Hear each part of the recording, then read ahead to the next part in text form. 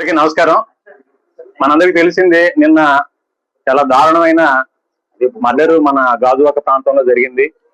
ఇందులో మౌనిక అని చెప్పేసి 30 సంవత్సరాల అమ్మాయి అమ్మాయిని మరి ఇండియన్ నేవీలో పనిచేసి చింతాడ రవీంద్ర అన్న అతను దారుణంగా నరికి చంపారు.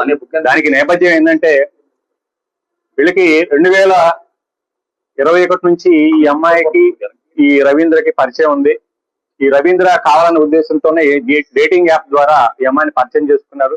పరిచయం చేసుకుని 2021 నుంచి కూడా ఈ రిలేషన్షిప్ కంటిన్యూ అవుతా ఉంది. 2024 ఇతనికి పెళ్లి అయింది. పెళ్లి అయినప్పటికీ కూడా ఈ అమ్మాయితో మరి రిలేషన్షిప్ కంటిన్యూ చేశారు. మరి ఈ మధ్య ఆవిడ అతని వైఫ్ ప్రెగ్నెంట్ అవడం వలన డెలివరీ కోసంగా పుట్టింటికి వెళ్ళింది.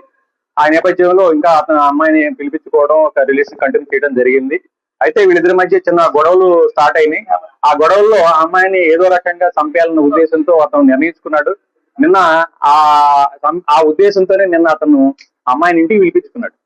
అప్పుడు ఇది మన ఎల్వి నగర్ లో, గాజువాక ఎల్వి నగర్ లో కీర్తి ఎన్క్లేవ్ ఫ్లాట్ నంబర్ 102 దాంట్లో ఇతను ఉంటాడు. అతను ఒంటరిగా ఉంటున్నాడు ఇప్పుడు ప్రజెంట్.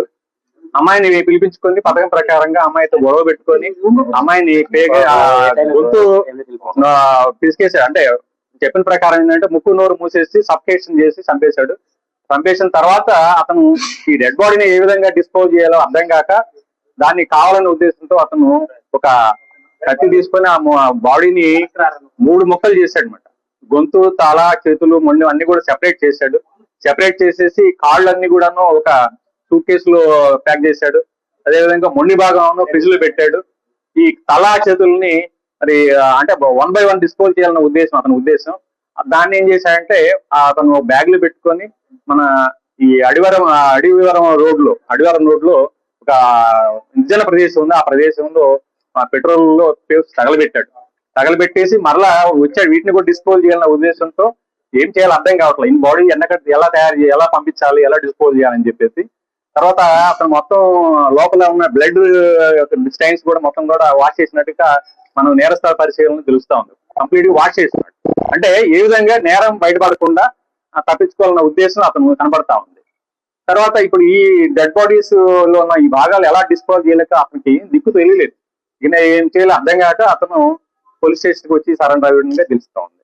అయితే ఈ విషయం తెలుసుకున్నది తల్లిదండ్రులు ఈ రోజు పోలీస్ స్టేషన్ కి వచ్చి వాళ్ళ మౌనిక తల్లిదండ్రులు వేణుగోపాల్, వాళ్ళ ఫాదర్ పేరు, ఆయన వచ్చి కంప్లైంట్ ఇవ్వడం జరిగింది.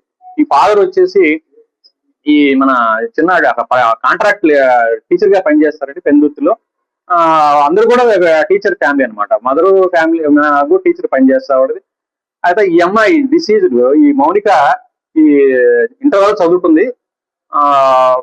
పంజాబ్ నేషనల్ బ్యాంక్ లో ఏదో ఆఫీస్ సబార్డినేట్ గా పనిచేస్తుంది. అంటే కాంట్రాక్ట్ బేసిస్ టెంపరీగా పనిచేస్తూ తర్వాత అప్పుడప్పుడు ఖాళీ సమయంలో ఈవిడ ఈ మ్యారేజ్ ఈవెంట్ కూడా అటెండ్ అవుతా ఉంటుంది అనమాట.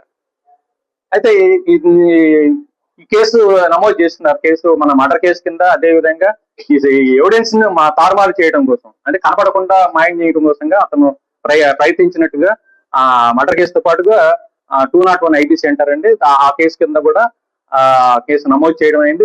దర్యాప్తు స్టార్ట్ చేయడం అయింది. సిఐ గాజువాక ఈ కేసు దర్యాప్తు చేస్తా ఉన్నారు. అయితే ఈ కేసులో ఈ ముద్దాయికి కఠిన శిక్ష పడే విధంగా అన్ని రకాలుగా సైంటిఫిక్ ఇన్వెస్టిగేషన్ చేయడం జరిగింది. టెక్నికల్ ఎవిడెన్స్ కూడా దీంట్లో మేము అన్ని రకాలుగా వాడుతా ఉన్నాం. ఇతనికి ఎట్టి పరిస్థితుల్లో మంచి గట్టిగా శిక్ష పడాలన్న ఉద్దేశంతో దానిలో భాగంగానే ఈ రోజు ఆర్ఎఫ్ఎస్ఎల్ టీమ్స్, క్లూస్ టీమ్స్ కూడా ఈ రోజు పోలీస్ స్టేషన్ నుంచి రావడం జరిగింది.